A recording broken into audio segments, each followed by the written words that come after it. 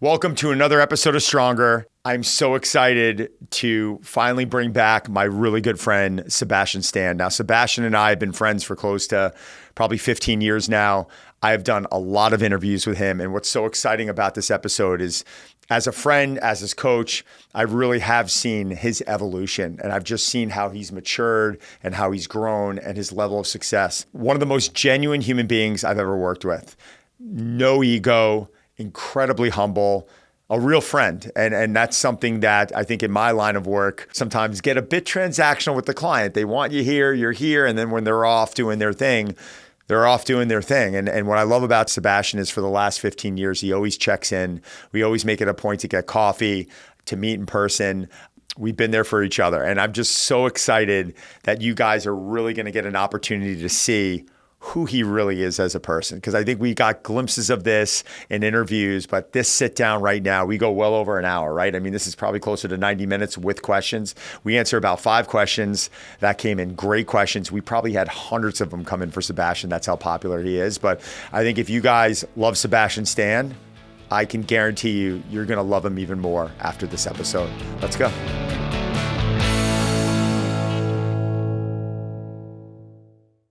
All right, guys, first off, I have to thank my sponsors, one of them right now being MitoPure. Thank you guys for just being a loyal sponsor of ours. Probably, I think it was our first one. Was that our first sponsor? Yeah, I think it was. I'm saying it was. So they have a few different products. They have MitoPure, which is a urolithin A product, which is why I am in my 60s and I look like I'm in my early 40s. So I've been taking this product for a while. My skin, my lines, my energy level, my mitochondrial function is fantastic. And this is one of those supplements. I like supplements, but you got to understand, I really value the importance of nutrition and sleep. MitoPure, their urolithin A supplement, I take 4 capsules a day. That's 1,000 milligrams. I take it religiously, and I really can't travel without it now because I have seen benefits come from this with probably about 3 to 6 months. I just started feeling like my skin was glowing a little bit more. I was feeling a bit younger. I was. Okay, I'm not 60. I'm 48. Cat's out of the bag now. They also have these gummies that are delicious. And they also have a powder, which is fantastic as well if you're into powder. So that's it, guys. MitoPure, again, thank you again. Timeline, thank you. And Timeline is offering 20% off your first order of MitoPure. Go to timeline.com/stronger. That's TIMELINE.com/stronger. I can't believe I actually had to read how to spell Timeline. I did, though. Thanks, guys. So listen, brother, thank you for coming in. I'm trying to think, when's the last time I saw you? I don't even know. I think, was it when I came to the barn? Physically. Crazy. Well, we talk, but I'm just saying. Yeah, but physically, I think when I came to the barn. Where did we meet? What year was it? I think we met in 2012. So where were you were getting ready for picnic? I'm trying to think how we even got in touch with each other. We met through a guy that a lot of people know, named Duffy. Oh, Duffy the trainer. Yeah, in LA. Yeah. Oh my God. And Marvel had sent me to Duffy because we were starting the Captain America Winter Soldier. And just for a little context, Duffy's like a celebrity trainer, West Coast, gets a lot of the he's an ex-Navy SEAL. Yeah, I mean, Brad Pitt just talked about him on with Dax Shepard. You know, he's incredible, and he had trained Hemsworth for the second Thor, and he was like, and then I was in LA, but I said, look, I live in New York.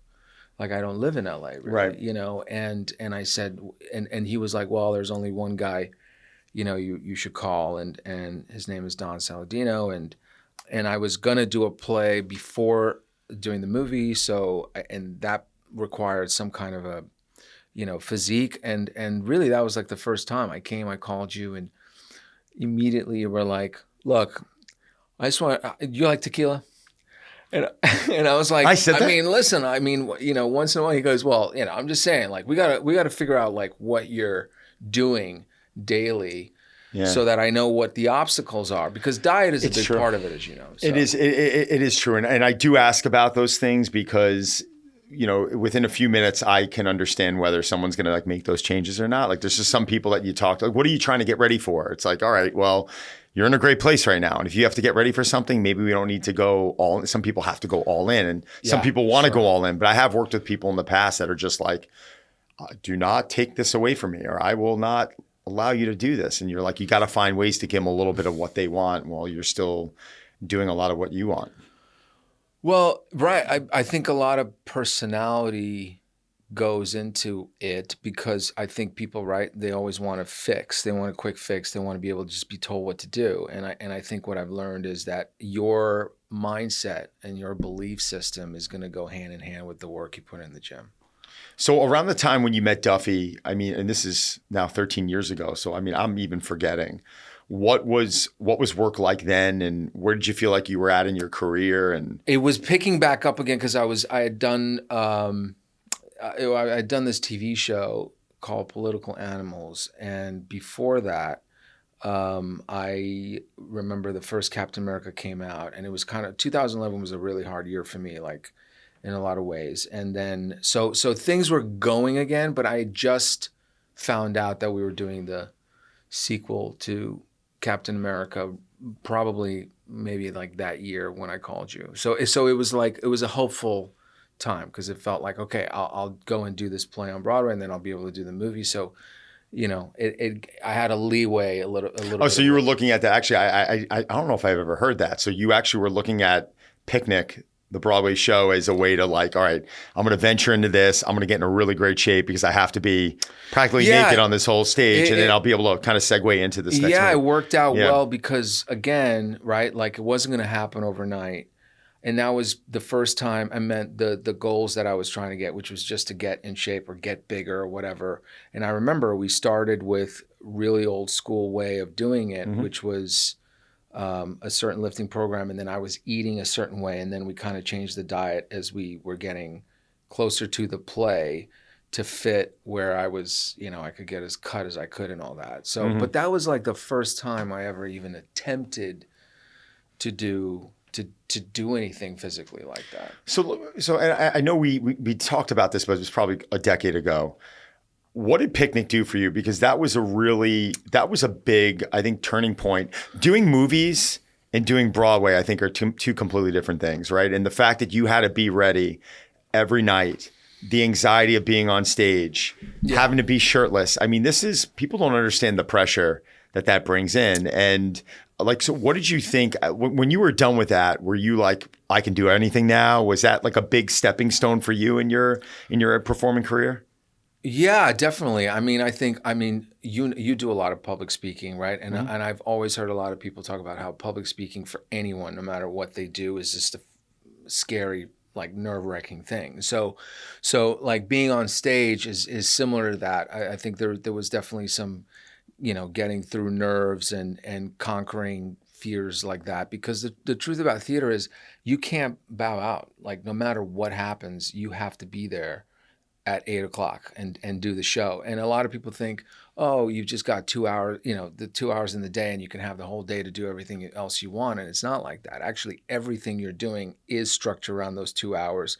So you show up and you deliver as best as you can. And so it was a really disciplined time for me. And that was great because it kind of structured my day and my work environment and my diet and my workouts and my sleep. And so that was really the first time I had a really regulated schedule like that. And then I noticed for the first time that the level of the work that I was doing or my relationship to it, what I was capable to give had improved because I was taking care of myself to such a degree, you know, and I always carry that from that point. So that was a pretty big turning point for you, right? Like, I mean, being on stage and then out of nowhere looking out there and seeing someone that you might have, wow, I've looked up to this person or I fanned over this person. That has to establish a level of maturity. Yeah, and I was like the lead of this thing, but a degree of this had happened for me a few years before that. In 2007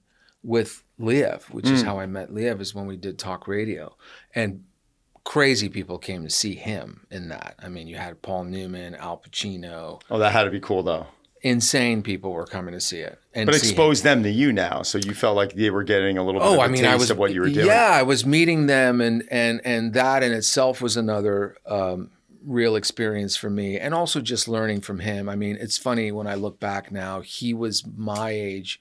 He was 39 or 40 at the time when he was doing that play. I was 20, I don't remember. It was 2007, whatever, 22, 23. I can't even.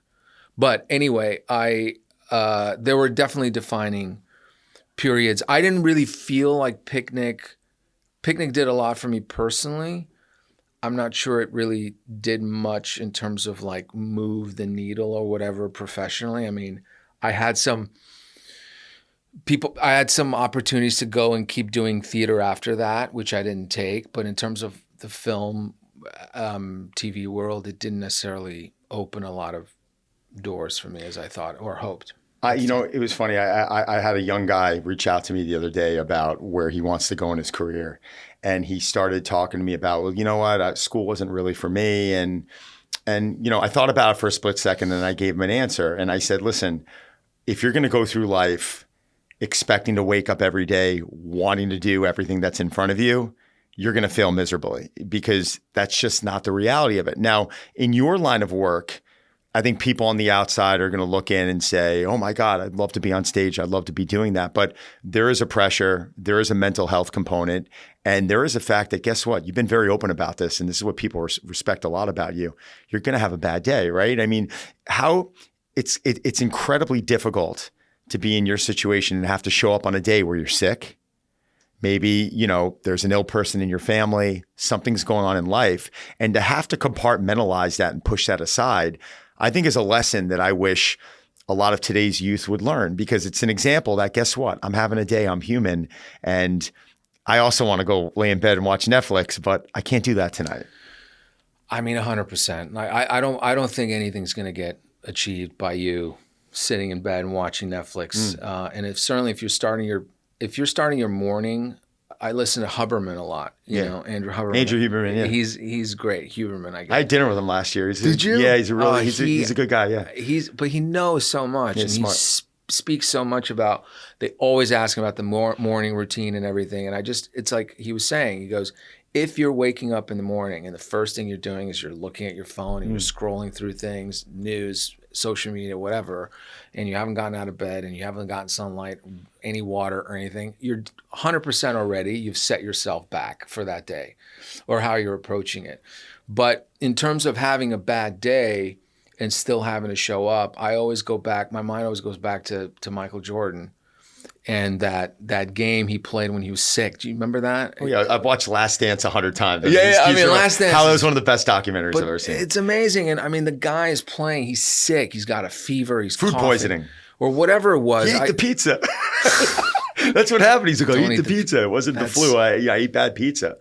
But Crazy. even that, I mean, and he won't stop. He's pushing through it. And so for me, that in itself, I find inspiring to remember in those moments and go, look, this is happening. I'm not going to be in my 100% today, but when I lay down and I put my head on that pillow at night, I'm going to feel so much better that at least I gave it 50% rather than nothing. I heard this great quote, and I'm going to fuck it up, but the quote literally said that getting up early is like your first act of resistance against death. Because it's right. Death is inevitable. Like we're all, gonna happen. We're all having to deal with this thing. It's uncertain. You don't know. God forbid. I mean, look at what's happening, right? It's like anything could happen. You can walk out there. There's a car. God forbid. There's all, you get disease. All these things, but in the morning, you have this opportunity to get up and stand against it by saying, I'm gonna get up early. I'm gonna seize this day, And I just love thinking about that because I'm a real morning person now. I wasn't always, but now I just love getting up and getting my day started. And sometimes when you're not feeling 100% or you're having a bad day, it can actually kind of motivate you. You can turn that to work for you in a way rather than letting it roll over you. First off, this podcast would not be possible if it weren't for our sponsors.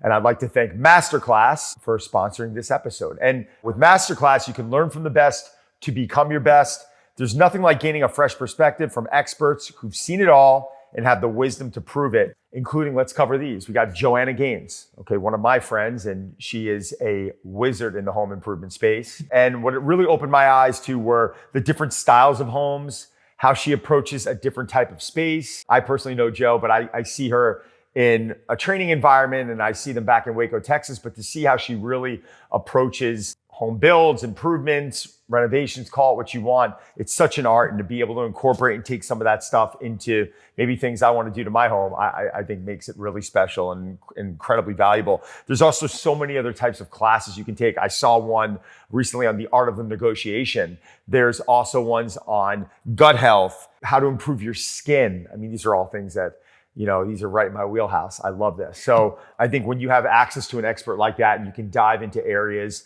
that you're heavily interested in, or maybe they're areas that you never thought you were interested in, it really opens your eyes to certain things. So with plans starting at $10 a month, billed annually, you get unlimited access to over 200 classes taught by the world's best business leaders, writers, chefs, and more. That's value. I like it. And with Masterclass, you get thousands of bite-sized lessons across 13 categories like skincare, one I mentioned earlier, that can fit into even the busiest schedules. So right now, our listeners get an additional 15% off. I love it. Any annual membership at masterclass.com/stronger. That's 15% off at masterclass.com/stronger.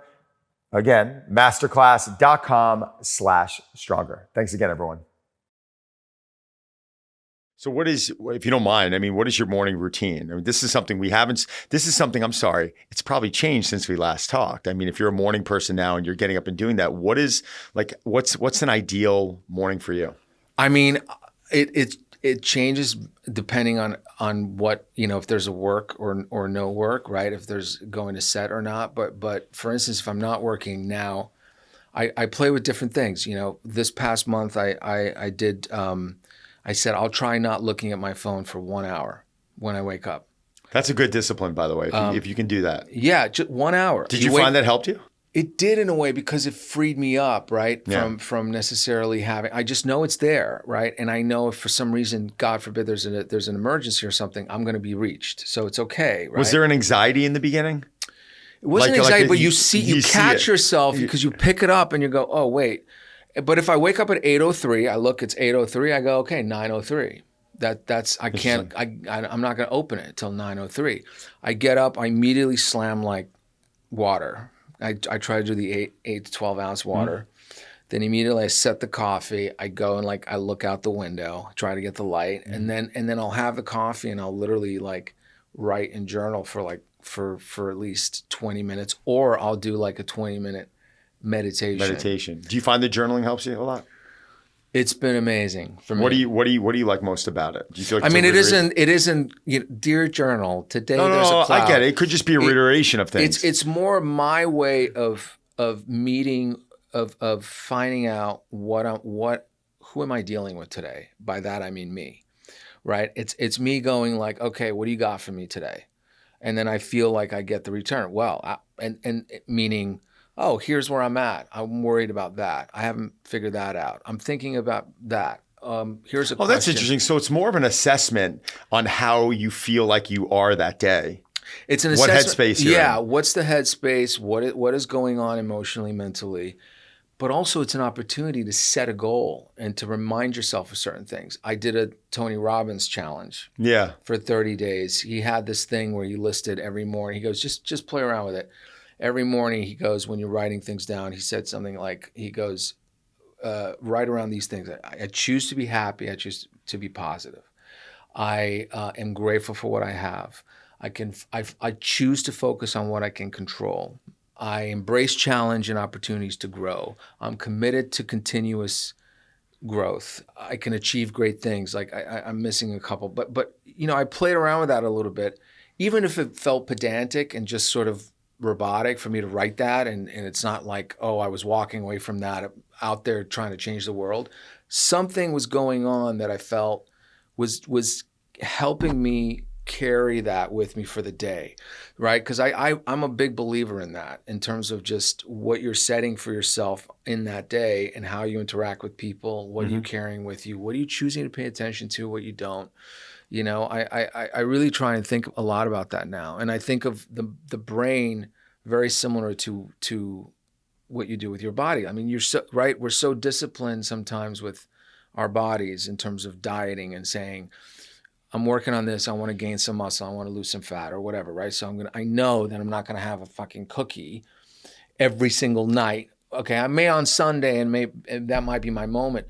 But I think the same way can be applied to what you're letting inside of your mind. I think it's actually bigger. I actually would put more emphasis into what you're talking about. I think a lot of us, and even, I haven't been training people one-on-one. I stopped doing that probably 6 years ago. But at a time when I was doing that early in my career, it was very macronutrient focused and very, how are we executing today in the plan? And there was a lot of great stuff that I did 25 years ago. But there were things, if you're asking me now, what did I neglect a bit? It probably was understanding the nervous system a little bit and understanding and paying attention to a little bit more about stress. Because when you're young, you don't really have to respect that stuff because you recover so quickly. Yeah. Right? When you're young, you can go crush your leg workout and go run 5 miles and then go, if you wanted to, party and wake up the next day and feel a little off. And by the time you're done with cardio, you're like, I'm back, right? It's just this ability to recover. Yeah. And now you start understanding the importance of mindset and breath work because you start achieving this result off of it that's almost instantaneous. It's like when you lay down and you meditate and breathe, you get up and you instantaneously feel pretty good, right? And when you can control that behavior, it makes you want to do that more and more. I mean, is that something you feel like you've had to incorporate? You've incorporated a lot more, correct? Yeah. Well, self-care. I mean, you and I always talked about, again, I mean, I've always looked up to you for, being able to, I feel, remain, I've known you now for a couple of years, for like a decade. It's almost a decade and a half, I think. Yeah. So, but I think you've time. always, right? Like, I think you've always remained true to who you are, and yet you have not, from what I've known or have seen, you've not sacrificed or minimized your commitment to your family and your loved ones. Never. And I think that is a really hard thing to do.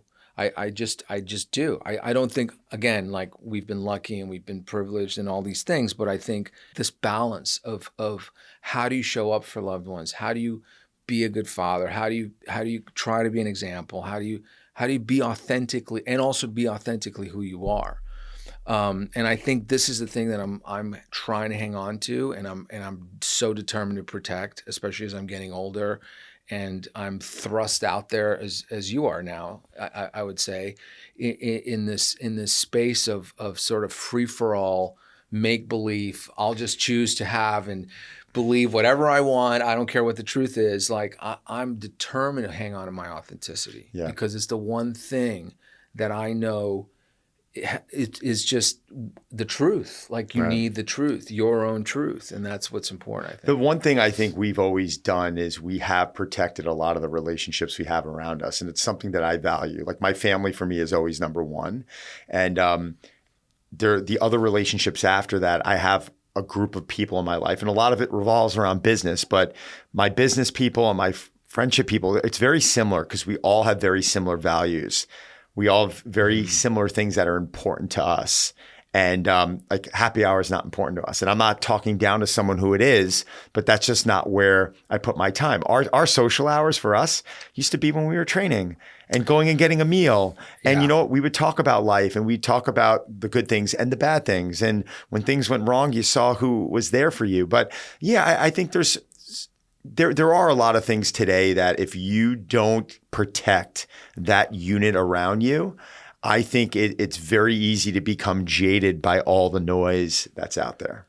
Yeah. And I think you have to. And I think also really focusing on what you can control and what you can't control. I mean, that's really, honestly, I hate to be cliche, stoic, the stoicism of it all, but it's really been great in my life because there's all these things that you worry about that unfortunately are not in your control. And what you can do, and that's why I try to focus at the beginning of the day, is go, okay, well, how in my small way can I contribute today to try and do this better than I did yesterday? And maybe whether it's even just like connecting with someone, one person or whatever, like try and add some light or make this world better in some capacity. And whatever in that daily routine is. I mean, for me, work has become, it's always been a lot, but it's really in the last couple of years has taken a much different kind of sort of, it's become a different relationship, because I've realized that for me, it's a way to communicate, with the work, and there's a reason I choose certain things now, because I feel like I want to be part of something that is not afraid to ask difficult questions and is not afraid to expose certain truths that are difficult to talk about, or add something, even if it's just the awareness of someone being aware of something they weren't before, and it's fine, even if it doesn't connect with somebody, at least maybe it leads to a conversation, maybe it leads to a new way of thinking or whatever. But I for me, the work has really become that kind of, it's not just like, oh, I enjoy and this is like my dream and my passion, but I want to be involved in certain things that I feel contribute to a bigger conversation. So it's like fulfilling in a way, like you want. So that's gonna. Yeah, but I was going to ask you, because I feel like you've done now. I feel like you meet a lot of people now. Yeah. Way more than when we were at Drive, right? I mean, you're traveling, you're giving conferences, you're talking a lot, and so you. But my social world, I feel like, has diminished. My business world has increased.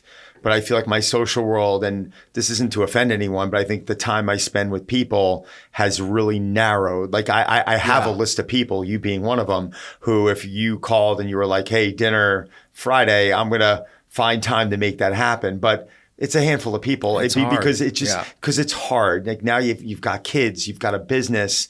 I've got my dogs, I got my wife, I've got things, and I've got one of the things that very important to me is my work. My work has evolved so much and I am enjoying it so much. And I feel like there's this different mission that was there 10 years ago. And there's this purpose that has changed and that's evolved. And that to me is exciting and fulfilling. It's a reason why I've been getting up lately at 4:30 in the morning, like wired and ready to go. And by 6 a.m., I've already accomplished, red light and maybe a quick cold plunge and breakfast. And then I like having that. And I like, but you just made me think of the second you brought up choosing roles.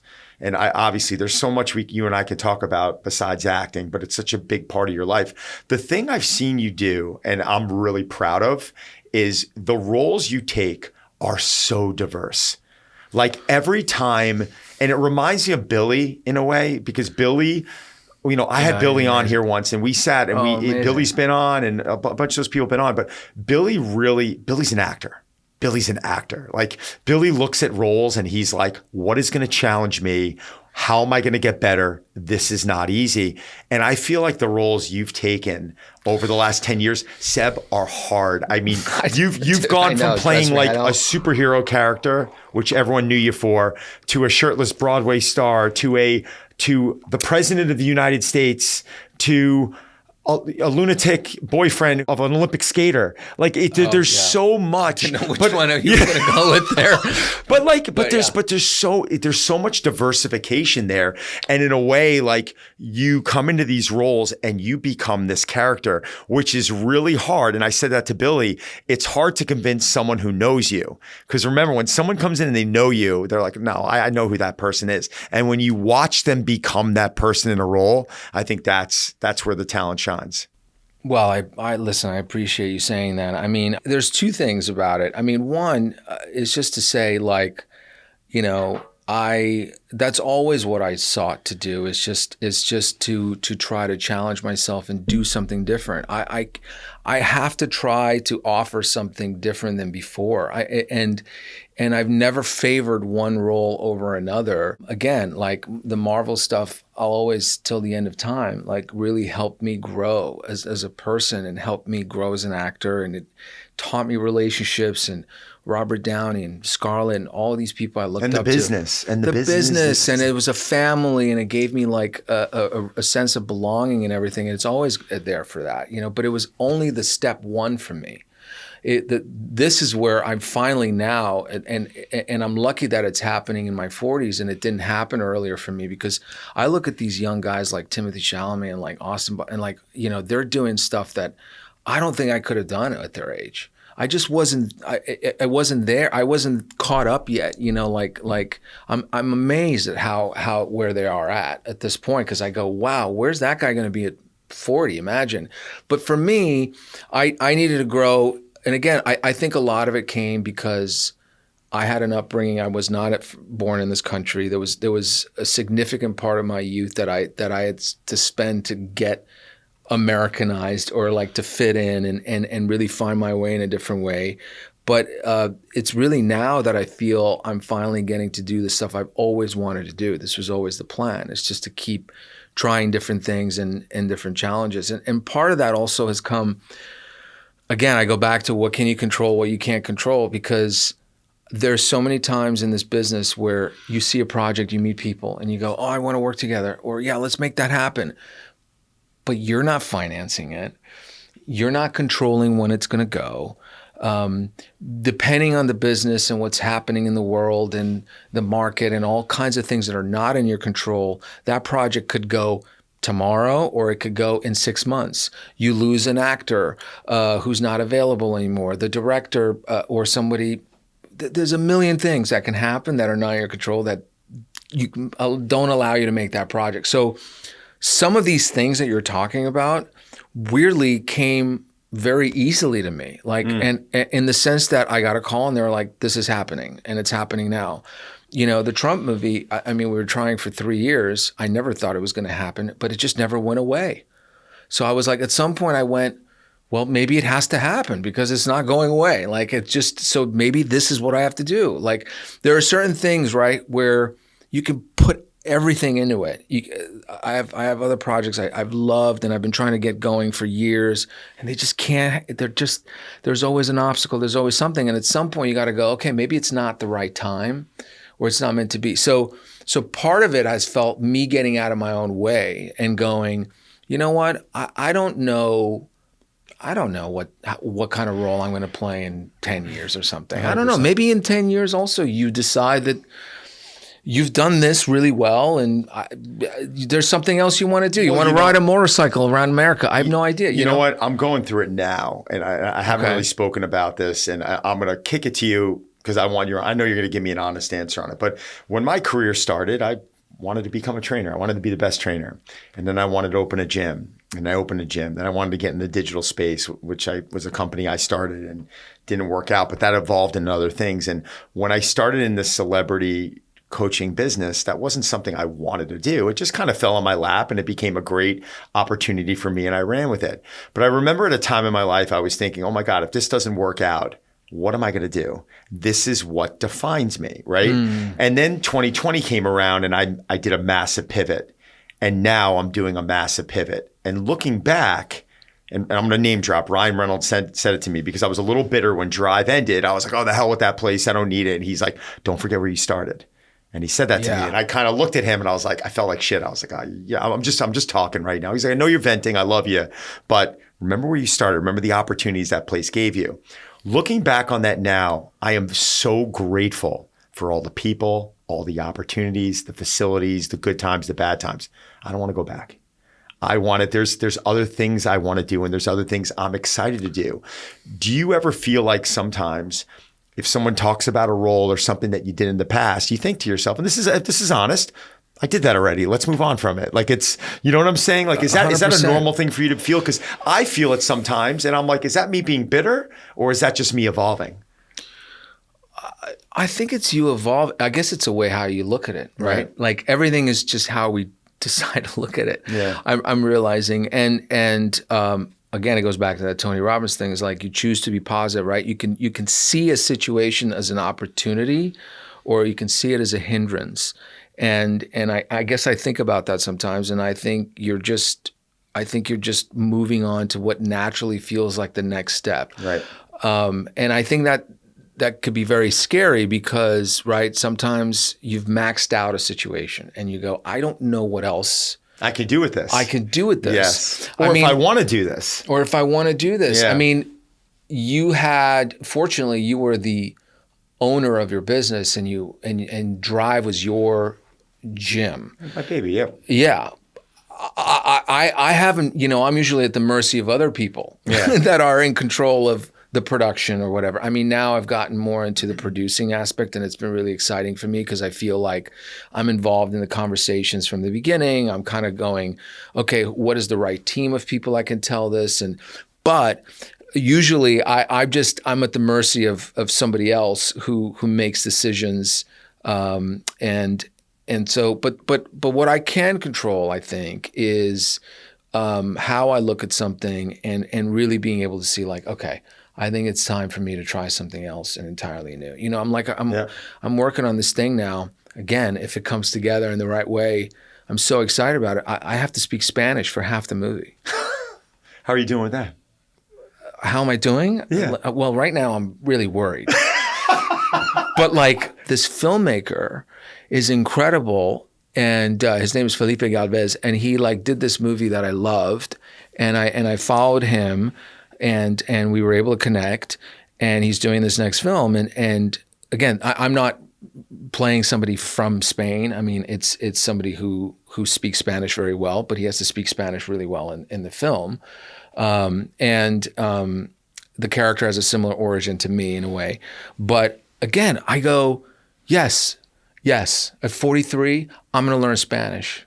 Just like you learned the drums. Well, I'm going to do it, like, because like, why not? Why am I not going to do that? First of all, I've always wanted to. I can understand it a little bit. I've dabbled with it. I went to high school, but it scares the shit out of me because I also, by the way, I said to him, I said, we're doing this. You're not using AI. Yeah. I was like, I'm doing it. No, you got to challenge I'm going to do it. I'm Yeah. going to have to speak because I need to do it for me. But that fear and that challenge and the opportunity for me to learn a new language and try to connect with somebody in a different way than I did before, that's the kind of thing I'm looking for now. And I genuinely believe it pushes us to keep moving forward. You did that with, I remember, I think it was around the pandemic, right? With The drums. the drums. When you were like, You come came out, over. yeah, you were like, come hang out. I was like, so I shut out to I was LA in the Mel. tattoos and stuff, Yeah, and you were like, "What's going on over here?" I go up into the hills one day, and I just hear like wailing on drums, and I'm like, there he is. And I walk in, and I see with like long hair and tattoos, and I'm like, who the fuck is this guy? You like became that character, but that's typically. So that was my next question. I wrote this down because I want to talk about how you view your role as a storyteller, public figure, the responsibility you have to selecting roles. Like, what do you like? You're not someone who's just like, oh, I'll do it. You assess scripts. You kind of really, is there a process you go through when you're deciding what story it is you want to tell? I've learned now, because I'm not like a painter, and I'm not like a writer in the sense, right? Like writing the script is a very personal opinion. It's just you and the script. It's like a director is also the real kind of sort of matchmaker and sort of the main voice of a movie is how I look at it. But because I'm not in charge of that, because it really is about partnership, and so the first thing I look for is partnership. I look for who is the director that I'm going to go on this journey with? Can I trust them? Do we speak the same language, in the sense, are we after the same things? What are their vision? How can I best help execute them? And then whether it's a true story or not, and if it's a movie that carries some importance, I think, and some weight, especially now, I look for that. But of course, if it's a challenge like this thing where I was just saying, it allows me to kind of have to step forward in a different way than I have, great. And then it's just, I have to kind of remain objective. I can't go in there and bring all of my personal sort of opinions and beliefs about it. I have to try to step back and really try and research and look at it kind of like an investigative journalist in a way, and put pieces together, and then with the director basically make these decisions of what's best for a project. But it's not, I think actors have, again, I've always said the responsibility of the actor is to hold a mirror up to nature. I mean, that's the Shakespearean classic thing. I mean, that's literally what it is. It's just to reflect a lot of what you see in the world, and I think there's a reason we've had that in life for a long time, why we've had art for as long as we've had it. It's because it helps us process things differently. It helps us understand things on a visceral level, not just intellectually. And I think it's just about the experience that you're trying to have when you go to when you hear a piece of music. I mean, music, I think, can even go further, because sometimes you hear a song and it takes you back to like 1997 when you were in the car with your girlfriend, whatever, it has that, but that's the experience. When you hear that song, you see a movie, you have an experience. And so I think it's about that. And then I think there are many ways that people choose to sort of step forward, right? And kind of make their mark. And I think for me, I've always looked as like letting the work speak for itself, and then doing what I need to do around that to champion the work and get it out there. Listen, sometimes you're going to have your wires crossed, I call it, in life, right? You can't help, yeah. I think 2 weeks ago, I got in from a trip. I was tired. I had to do something for a brand that it was, I don't want to say scripted, but I didn't get it. I didn't own it. And I felt like for the first time, I shit the bed that day for those couple hours. Now, I completely had my wires crossed. I had a bad day. I'm not an actor. How do you manage to bring yourself out of that? Is there ever moments when you're learning a role where you're like, man, I'm not getting this, or this is not clicking, or like when you did The Apprentice, your mouth turned in, like I'm looking at you, you were speaking the way Trump was speaking. If you weren't able to do that, I don't know, it's not as believable. I'm sorry, it's not. It's right. The fact that you were doing that in a way you were morphing into this person. Do you ever find yourself in those moments where you're like, holy shit, like this is hard? Because I think people need to hear, they see the finished product and they're like, oh my God, bravo, this is amazing. How hard is it to get yourself there on all these different roles every single time?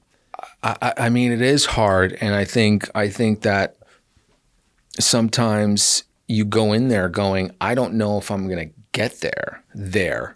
Oh, wow. So you actually do say that sometimes. You're not like, I got this every time. No way. I don't think you can because I mean, it's really cliched, but it's just because you know that it's not, you can't approach something from a result oriented perspective. You have a goal. It helps when it's a real person. Obviously, it's a little bit, I don't want to say it's difficult in some ways. It's easier in other ways. It's easier in the sense that at least you know where you're heading and what you need to get to. So you have like a goal. And I mean, this is why sometimes acting can be similar to sports. But sports is amazing for that, right? Because with sports, you kind of have to go, no, it's a 10,000 hour rule, right? It's like you practice the free throws every day, you're going to get better at it. Sure. Well, and sometimes acting is similar like that. If it's something like technical, whether it's a physical thing or it's a language or it's an accent or it's the drums, there's nothing organic that's gonna start from a real truthful place organically. It's a practice. You got to shoot the free throws. You got to show up, bang the drums, and fail. You got to speak the language and fail. But you got to accept to be vulnerable. You have to accept. That's the problem. People get so afraid of being seen. I don't want to be seen in the gym, or I don't want to be seen doing this. I'm not good at that. You have to get comfortable with being vulnerable.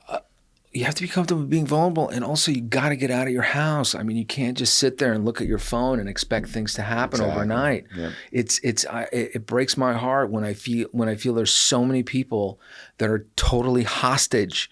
They're enslaved and hostage to their phones, and they do not see the light of day outside of their house, because it is, whatever it is, you got to step out there and you got to feel it. You got to face the music, right? And in some capacity. I mean. And I think that I wish we would stress that importance more, because vulnerability, uncomfortability, failure, fear, whatever those things are, they're real essentials. Boredom, essential. But you're talking a lot about mental health now, which is something that you've really advocated for. But I am talking about mental health because I think it's related to this. Absolutely. It's related to you being able to get there. You have to go through the mental health aspect of it, and you have to identify what your obstacles are and what's standing in your way, what belief system is getting in your way of you getting there. And I think, but I feel and again, I've only had my experience, which isn't compared to a lot of people, but every time I've tried, even if it didn't turn out how I wanted it to turn out, I still went to bed at least feeling better that I had the courage to just go out there and try something and take the swing. Forget if you strike out or not. Take the swing. So what you're talking about is really trying to find the positive in these situations. And the thing I commonly hear is, Don, I messed up at this meal, or I went out for drinks here, or I missed this workout. And they're always pointing out the negative, and the negative, it's what's putting them into a poor state of mind to where they end up discontinuing. Oh, I just started my New Year's resolution and I was 15 days in and I blew it. Like, you didn't blow it. You went out and you had a good time. Get back on it, right? Like, what you're talking about is finding good in situations that even might not be that good. Finding good, and also I feel like nowadays, because of the nature of how we've habituated to this sort of like finger pointing and the way people are dead set on attacking you for everything. I do want to stress, again, just for that purpose of saying, like, there are people out there that are really, really struggling. They do not have the opportunity. They don't know how to do it. They don't know how to come out of that room. And, because of socioeconomic reasons, abuse, God forbid, all kinds of issues. So of course, it's not trying to be ignorant of that. But at the end of the day, how do we deal with whatever it is, right? It's this battle with acceptance and courage. And I always go back to that word of courage, of just being able to have the courage to just, no matter how difficult it is for you and what you're facing, can you go and pull the curtain and see the light and just step in it for at least 5 seconds? Try to do something that really feels scary to you that day or whatever. This is taking you a while to get like this, though, right? I mean, this is a different person that a lot of therapy. No, but listen, therapy. Yeah. I've gone to therapy. It's a beautiful thing. I think it was very helpful to me. I wouldn't be talking like this when I met you. No, the conversations were very different. It was about more. But again, I'm not. We were just young, right? We were talking about being shirtless and the things and putting on muscle and it's you just evolve and change in time, but you got to be willing to. You got to be willing to change. I think it is about change, and I think it's about self-truth. And I just think when you get older, as you know, you're aware of time, and you go, I don't want to waste time. I can't waste any more time, because time is really precious. And so the people I'm talking to, right? The people how you're interacting with people in your life, like what are if this is your life and you're given these opportunities or whatever, what is the work that you're doing? How are you? All those things factor into that. And similarly with, it's not like, there are certain things that it's just better not, like feed into your mind if it's just going to get in your way, if it's just going to affect your thinking, and if it's going to steal time from you. I always think of it, does this help me move forward, or does this hold me back? Yeah. This thought, this person, this feeling. It's tough to make that adjustment, because sometimes it's people in your life that you've been close to for years that you really do love, and you're realizing that maybe they're not the best thing for me to be around, or always saying yes to things early on, which I know, it's gotten hard for me. It's got to be impossible for you, because you're in the public eye way more than I am. But, being able to now turn around and be very comfortable with saying, I can't do it. Well, it's only just a half hour. Well, if I said yes to everything, I wouldn't be like, my day would be, it's not healthy for you, right? At a certain point, how do you focus on feeling healthy every day? And it's not just through exercise, but balance. Like, you're going into these work environments and they're intense. And I always say, I always found working with actors more challenging than athletes. And people would get offended by it. They'd be like, you crazy? Athletes take shots and they get hit. I'm like,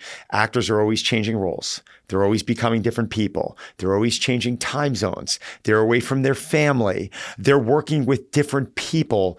Every single role, every movie, directors, co-stars, they're not with the same team. They're not showing up with the New York Mets playing with the same team for 3 years where their tendencies. It's so challenging. How do you balance work with that mental health piece and make sure you're giving yourself a lot of what you need to feel healthy? I mean, I think it's just a day-to-day thing. I don't, there are some days that are not, they're not great. I mean, and that's okay. Like, I think it's just part of being okay with that and not trying to always, hit the ceiling, so to speak. You've heard that whole thing about flow. Yeah, sure. And getting in that flow state, and maybe it's just like what Arnold talks about, the pump. Right? Yeah, he talks about it a little bit differently. Well, but yes, but I'm just saying, it's that flow to me is that state where you're feeling good, right? It's that Huberman talks about. He loves getting up in the morning and just like researching something and learning it and then being able to share it, or talking in front of people and seeing them connect with you, or going on stage and having this experience and you feel it, feeling you got to some truth. There's a flow state. It's a really good feeling, right? And I think we always strive for that. And I think the gym is just chemical because it's also endorphins and all that stuff, and it's addictive and you want to do that. But you can't achieve that all the time. It's impossible. Right. And I think we're in this time now where, again, I go back to what are you seeing every day? What are you focusing on? Because what you're focusing on is going to grow. If you're just going to see the bad, the negative, and all of that. And by the way, it's okay for you to acknowledge it and be aware of it. I'm not saying like giving people a pass to be ignorant, naive, and like whatever. You can acknowledge it and also be able to have other feelings. We've gone to this point now where it's like it's this or that. Well, if it's this, then it can't be that. Right. And it's not. That's not how life is. No, Why are you? Human beings are so complex. We are so incredibly complex. There's so many emotions. There's so many things that can happen in a day, and so many things. Why are you limiting yourself to just like one mindset versus the other? Yeah. It can be both. There's a world where both exist 100%. At the same time. By the way, that's actually what's difficult on this planet, that you can love and still be hurt by somebody. Yeah. That it's conflicting emotions all the time. And it's that conflict and that struggle that we're not dealing with. And you're thinking you're going to have a fix for one or the other. And it's never going to be. So you could have a really good day and still come home and feel like something's missing. And it happens. And sometimes you just can't explain it. You can't it's that ignore simple. And you can't dissect and say, well, sometimes you can't dissect it, and you can't go and like look at, again, as much as I love Tony Robbins, it's not like I'm going to go and put on Tony Robbins and now like get back out of that thing. Be curious, I think, about those moments also. I mean, again, it's maybe easier for me because that's what acting is to me, is being curious about yourself and people. And so even in those weird sort of ambivalent kind of feelings when you're not feeling 100% or there's something kind of nostalgic or down or whatever, there's still an opportunity for you to be curious about what that is and understand it, because I know at least for acting I can find a way to channel that and whatever, but maybe people don't have that. When you use the word curiosity, I think of it as me or someone adapting or taking some information that they heard and saying, that's interesting, and this might actually hold a lot of value. Let me start implementing that in, rather than being like, well, so-and-so said it, I'm just going to regurgitate what they said, and this is right, and you're wrong. And I've seen too many things after being in this business almost 3 decades change 10 or 15 years later. And I've had too many well-known strength coaches or scientists I've gone up to, and I'm like, you said this 15 years ago. And they're like, I changed my mind. And it's like, it's a valuable thing to hear, because you also realize that as a human being, you have to be curious and you have to listen and learn and then make a determination of, is that something I want to incorporate into my life? And also there's no perfect human being. 100%. And 100%. If you're the person trying to keep score of that, you're definitely not a perfect 100%. Human being. If anything, it's like, it's not about keeping score. It's like you have to look at what people are able to contribute or not. I mean, part of curiosity and part of what has gotten us this far as people after all of these centuries, fucking Roman Empire, like think about how much we've evolved, is trial and error. trial and error. And that means people make mistakes, and people might have said something and they discover something else. They learn something else. Right. And you have to, we have to keep moving on.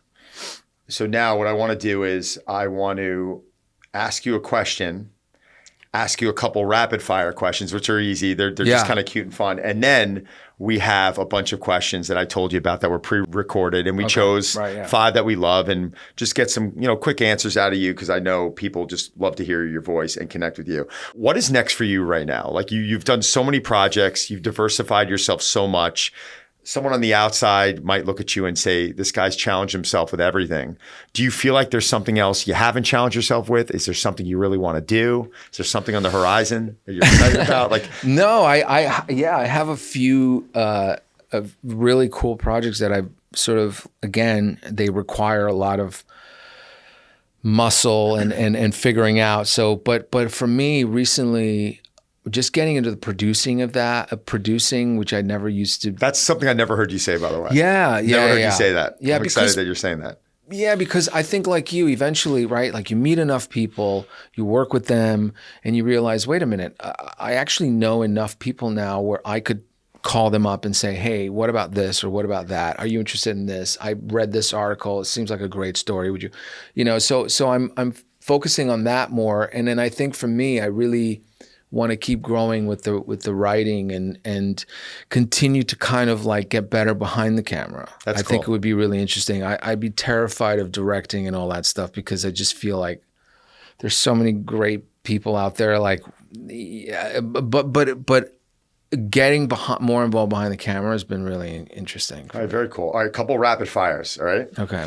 Get ready. Nothing Tone. bad. Don't worry. Tone. What would you do if you weren't an actor? Oh God. It could be something crazy. Tell me it's a professional baseball player. I don't care what it is, but it could be anything. A fucking matador. I don't like, running with the bulls, baby. We're gonna leave that. I'm going with you. You and I are going to Pamplona. Running with the bulls. We're going to Pamplona, and we're gonna do it. Can you? By the way, how insane is that? Do you remember Big Z? Do you remember Zadrunas, yes, my buddy, 7'3"? Yes, of course. He did that for his bachelor party. What, he went to Pamplona. He went to Pamplona. He did ran Running the with Bulls? the Bulls, and he got thrown through a window by a bull. And it was right around the time where he signed his NBA career, and he sliced his hand open. They had to airlift him out of there. He's hiding it. I could talk about it now because he's out of the Cavs, but he was hiding it from the Cleveland Cavaliers. This guy's 7'3", got thrown through a window. First of all, don't ever do that. Anyone ever. Well, I'm a dad now. Those days are over. I know. can't do it. Melvin He's insane. But this is before you even had kids, so. But you know what? A matador, fine. That's it. Yeah. I'll just go with that. We'll move on. I like Matador. Do you know how many memes we're gonna get now? If you like, you just opened a whole can of worms. Now it's over, man. Holy shit. What's one thing people would be shocked to learn you're bad at? Oh, I'm bad at many things. Oh, save that shit. Come on, give me a real answer. What could I be bad at? See now, what could I be bad? No. No. Is it cooking? Cooking is not. I know 3 things: eggs, steak. That's 2, and maybe avocado on a toast. Sounds delicious, by the way. That sounds the essential survival. Like it's all we need to eat. Yeah. Maybe cooking. I'm not good at. I hate bills. Probably bills. Paying bills. Yeah. I'm just bad. Yeah. My wife's great at it. I'm not good at it all either. So I'm with you on that one. It's just ignorance is bliss. Yeah, no, I'm better off just not knowing. How's the bank account look? Are we good? Well, exactly. I don't know. Let's hope for the best. I love it. If you have a day off completely to yourself, no obligations, how are you spending it? Oh man, very hard. It's very, very hard to do that. I know you know this, but on a day off, what if you're lucky, if you have them, there's nothing like a pet. A pet. Like a dog. Go for it. Okay. Of course. Okay. How is Sambuca? We have 3 now. Oh, you got another one? We have but Sambuca, they're Shih Tzus, right? No. They're Blancas. Sambuca, Rigatoni. We have Zeppeli, who's like the little beefcake. She loves. The names alone. They're unbelievable. They're Russian dogs with Italian names. It's phenomenal. You're gonna meet them soon. No, Sambuca's getting old. So having dogs, which I've had for a couple of years now. I would guess for you it would be waking up, going through your morning routine, a coffee, a nice breakfast, going for a workout, a run, taking a pet, going for a walk, meeting with for a pet. friends for some lunch, seeing your mom. Like these are things that you enjoy doing. But a day off would have to be away from everyone. Like I would honestly, if I can read, that definitely interesting. Great. Read with your dog. Yeah, read with the dog. Dogs are they're amazing. They're better than people. Middle life crisis. Oh my God. Okay, I've got two more. What's your go-to cheat meal? I think I know this, but go. I mean, I'm writing it down right now. The pizza, the go-to cheat. Yeah, I just wrote it down. I said pizza. Pizza, spaghetti meatballs, and I mean a burger. There's just like nothing. By the way, we're from the same cloth. That would have been it. It would have been pizza, burger and fries, and a good Italian food or something, like a pasta or something. Yeah, I think there's this restaurant named Ellen's. I think is that I got to look it up. But what's your favorite pizza in the city?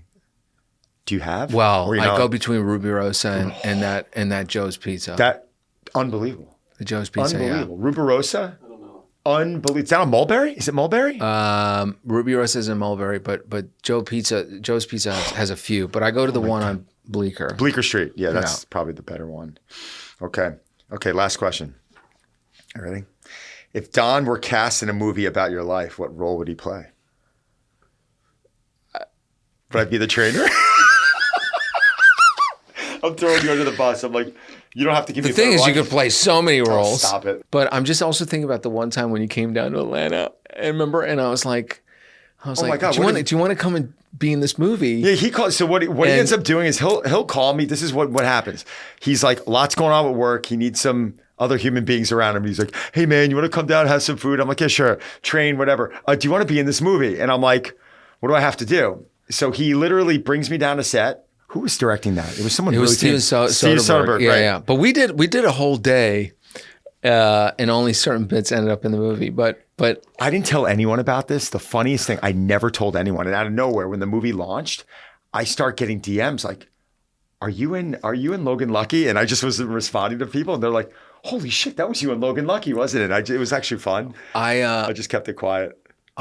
So I don't know if you know this, but by the way, this is, you could definitely be in something like this. There is, I mean, I'm speaking about it too early, but one of the things that my manager and I are like, we're thinking about working on this thing, because there's a lot of pizza wars out there. Are you aware of this? No. There's been like a lot of pizza wars. That's what you refer, like Star Wars pizza wars, but like between just surrounding pizza.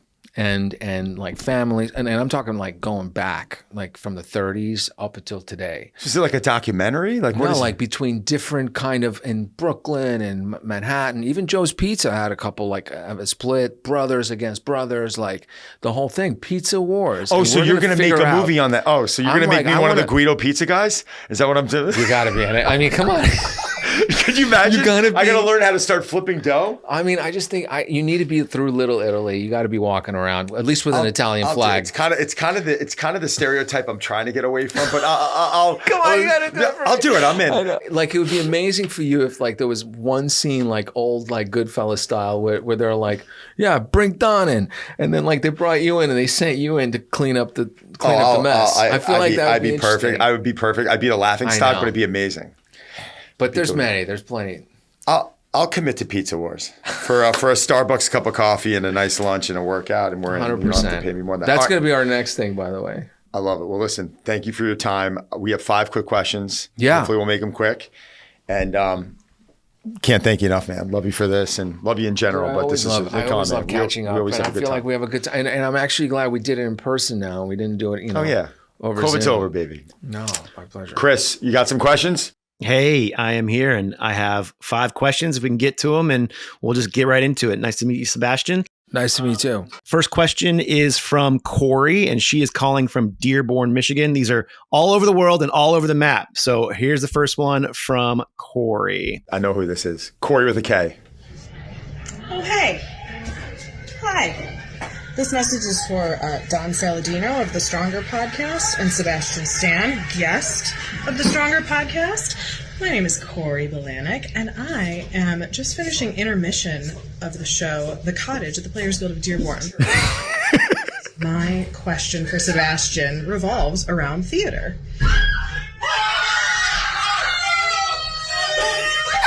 Act 2 has started.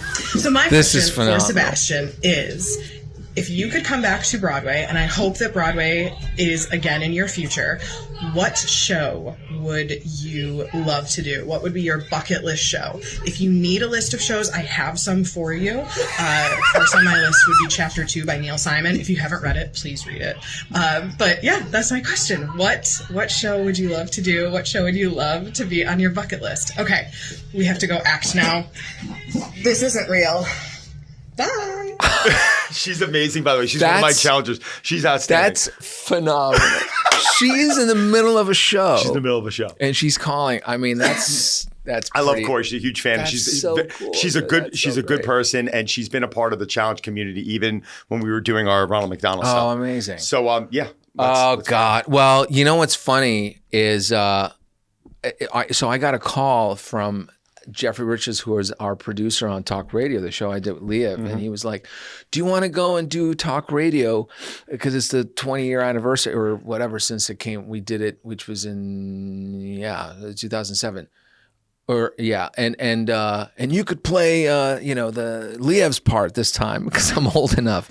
And I was like, oh fuck, I don't know. I mean, that might be interesting. I don't know if I want to follow in those shoes. He's pretty good. He's pretty good, but you're pretty good also. I'll but find that'd be fun. something. All right, cool. Yeah. That was a good answer. All right, Chris, let's go to number 2. That was phenomenal how she delivered that. Number 2, this is Yulia, and she is from Russia. Ooh. Bună ziua, Sebastian. My name is Yulia. I'm from Russia, and I want to ask, if you had the chance to watch one of your own movie for the very first time, not as an actor, but just as an audience member, which movie would you choose and why? I also want to thank you for everything you do, and I wish you all the best. I'm proud to be your fan. Lara Vedere. Oh, That's very sweet. Very sweet of her. Very, very sweet. Say some Romanian words. I've always been kind of. I'm not always had the greatest time like watching my own stuff because. Yeah, but that's a good answer. Yeah, well, because That's a it's good answer. But I've learned to appreciate other people's work. Sure. When I'm involved, like the directors and all that. But there's a movie that I haven't seen in a while that I'd watch now. That would be really funny to see. It'd be in this movie, Tony and Tina's Wedding. Oh my God. That no one saw at the time, but Oh my God. I would watch that. That was a Broadway show too, wasn't it? It was off Broadway, and then they Broadway. tried to do and it was like Joey McIntyre, Mila Kunis was in it. It's very cool. really funny. Yeah. We'll see a spike in the movie purchases on Prime. Okay, cool. Oh, yeah. Chris, let's hit number 3. That was a fun question. All right, number 3 is Justine from Northern France. Wow, we got the United Nations here. Hi Sebastian, my name is Justine, I'm 31 and I come from north of France. I've been dealing with anxiety for a while now and sometimes it feels like it controls how I see everything, like myself, my work, even the future. It's really exhausting because honestly I'm still learning how to live with it. And I know you've opened up about mental health before, and it means a lot to me. So my question was, what helps you to get through those moments when anxiety feels like louder than everything else? Thank you for your answer, and bye. What a sweet woman. Very It sweet. is sweet, but yeah, anxiety. I mean, I think I finally, after 25 years, realized that you can't think your way out of it, because anxiety is physical, and then it leads to the mental part, and then you have the thoughts, and then they cause more anxiety, and it's just like, so I think it has to be with, you have to like the body's, you have to go into it that way, and I think if I'm feeling really the adrenaline, which is what it is. That, by the way, that was another thing I learned that was kind of like changed it for me. It was just going, anxiety is also excitement, and they're kind of, they come from a similar place, that adrenaline, because it's about motivation and doing, except it might feel like fight or flight, Right. but the same nerves that you have towards something exciting, it comes from that same place. So that was one thing for me to realize. And then 2, I think I always just try to slow down when that happens, just slow down and put your phone, put a timer on and say, put 20 minutes. And like, if you can, like close your eyes and just focus on your breathing and focus more on the exhale and just pay attention to your body. And like, you're feeling your heart rate and it's like, it's elevated, but don't focus on your thoughts. Just focus on the breathing. And I think that usually can start to slow things down. I actually started going through it for the first time about a few years ago, and I'm happy I went through it because I could never. I thought I can relate to people who went through it, but until you go through it, you really can't. Buddy, I'm not a good flyer. Like I cannot, and I have to fly all the time. Turbulence drives you nuts. You and my wife. It's funny. I can't, and it's really wild because I'm aware of what happens, and even in those moments, man, when it starts to go down, like it starts to go up and down. Bam! It's like physically, I'm like, here it is. It's all just heart rate's going. My breathing is a certain way, right? So that's anxiety. That's basically. I'm watching myself having it, and literally the only thing in that situation is just to go meet it face to face, and because it will pass if you allow it to pass. Like it's trying to get through, but it happens, and we all have it for numerous reasons. It's unfortunate. And one quick thing about flying, I spoke to a pilot friend of mine years ago, and I was asking him about turbulence. This was around 9/11 because that messed us all up. Yeah. And I said, how much can these planes handle? And he goes, more than we can as human beings. He goes, that's how well the planes are so strong. It can handle more than you can handle. So when you hear things like that from pilots, and it really starts relaxing you a bit. There was a recent thing a pilot went on and was was like, and he went through it, and he like really broke it all down.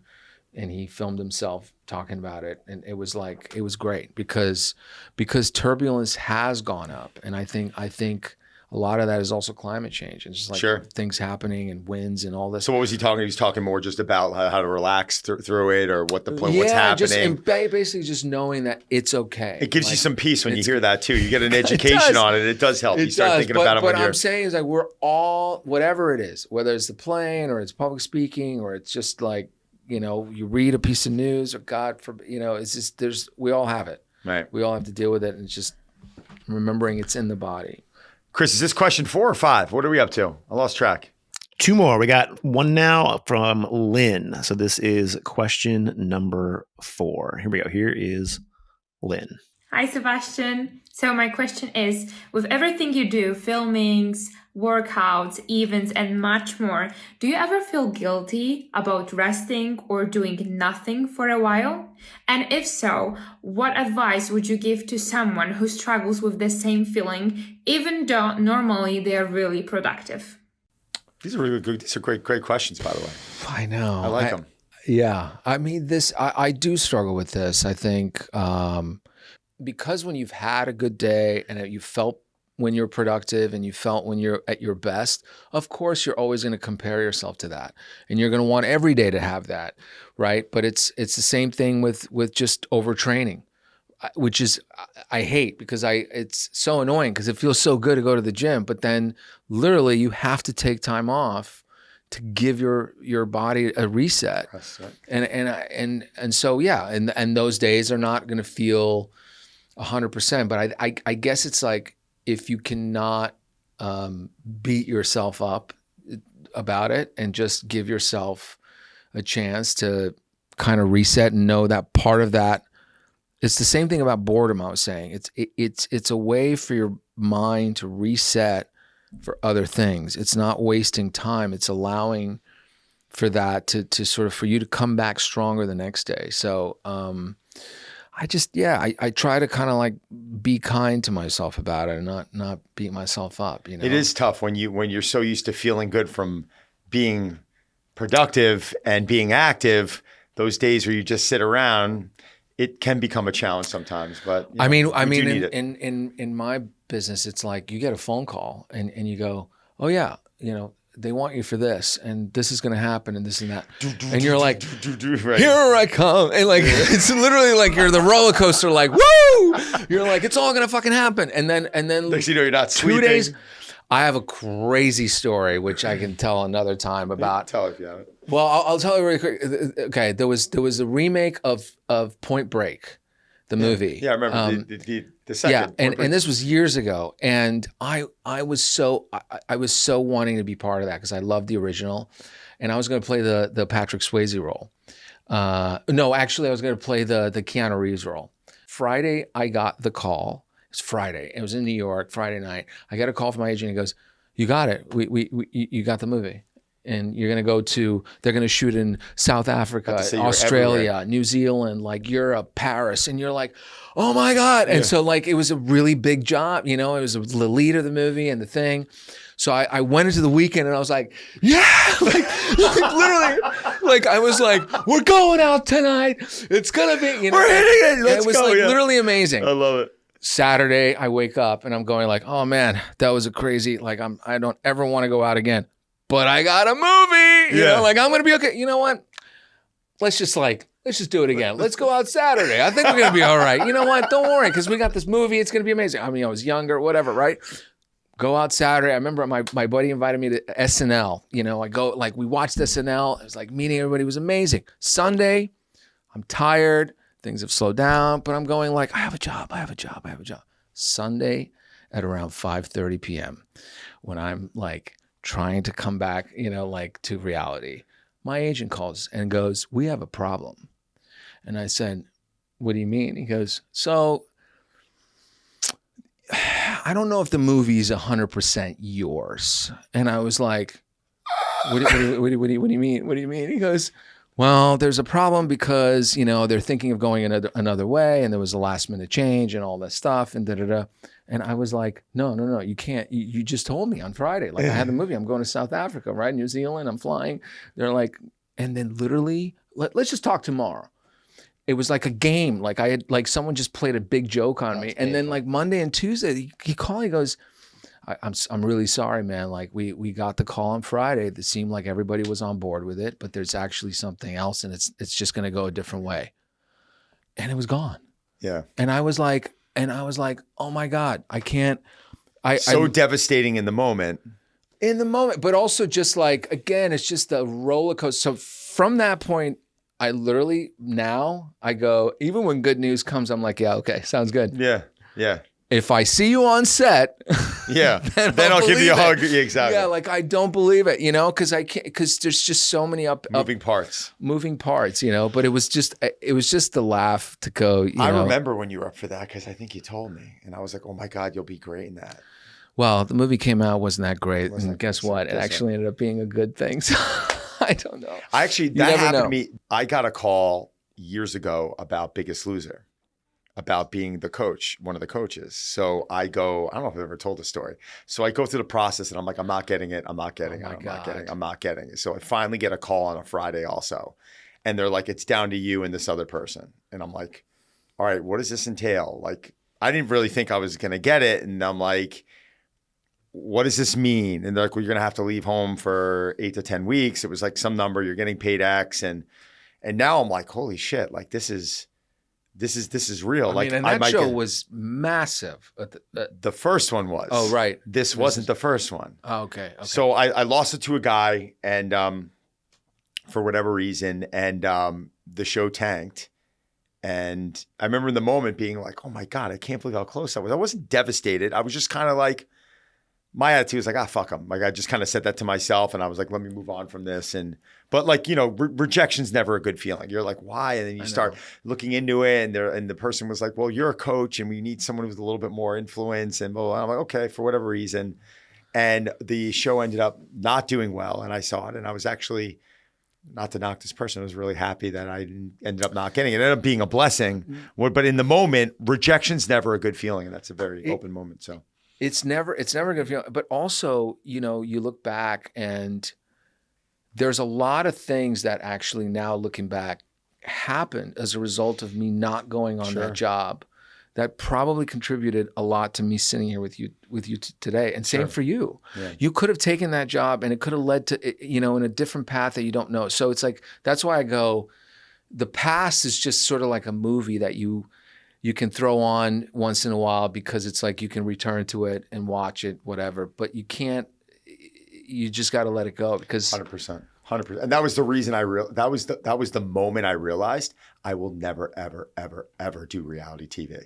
Because of how this came out. I was like, wow. And I didn't think of that either. It was just, you were auditioning, you didn't realize it. You were like, oh, it didn't work out, but it worked out. So sometimes I feel like, and I'm going to close with this line, for every time in life you're feeling rejected, you're being redirected to something else or something better. And you have to take that mindset. Rejection is something I think is healthy. I think it's something that we need to go through. We should go through. Yeah. And you have to look at it as, okay, I'll come back. I'll get stronger. Let's take the last question. You just got it. Yeah. You got to move on, right? And move on to the last question. Here is Eliza, and we'll wrap it up with this one. Cool. Here we go. Hi, Sebastian. I'm one of your fans from Australia. You inspire me a lot, and leads to my question, which is, what is some advice you would give to someone young like me who really wants to start in acting and get into the industry more? Also, if there was like an I made it moment you had where you just look back and you were like, wow, I did all this. Thank you. Love you so much. I'm like one of your biggest fans. Very, very wow. Sweet. Very sweet.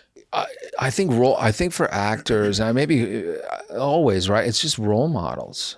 We all need good mentors. Who were big role models for you growing up? Well, the funny thing is, when I went to college, which was a good thing, I didn't want to go to college for acting, and my manager really forced me to go, and it was good because in college they were like, look, you got to watch movies, you got to read, you got to look at and learn the history and stuff. So to someone, like her, I would say, who are the actors out there that you like?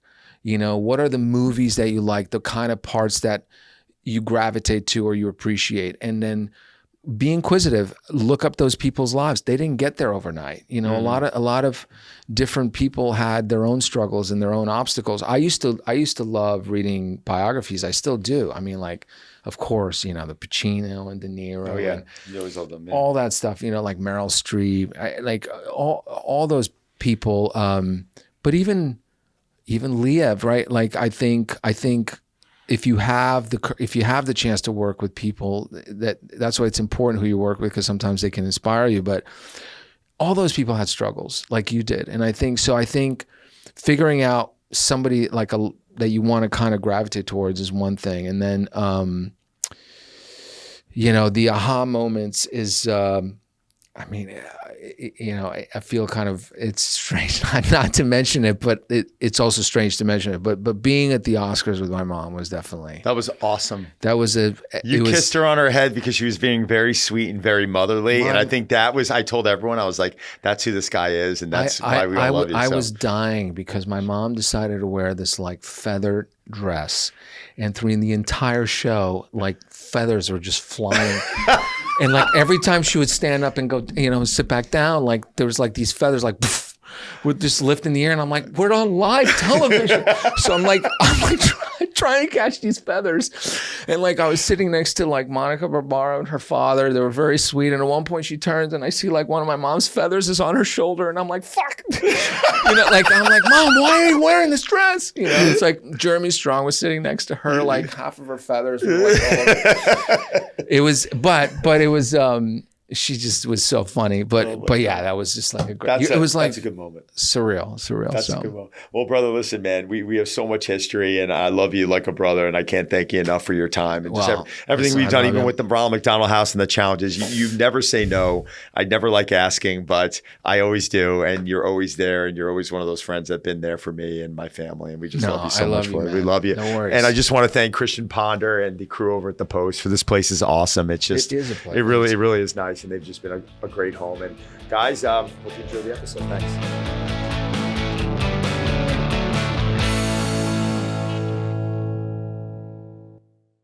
The views, information, or opinions expressed in the series are solely those of the individuals involved and do not necessarily represent those of Chip and Joanna Gaines, Binel Audio, nor Magnolia.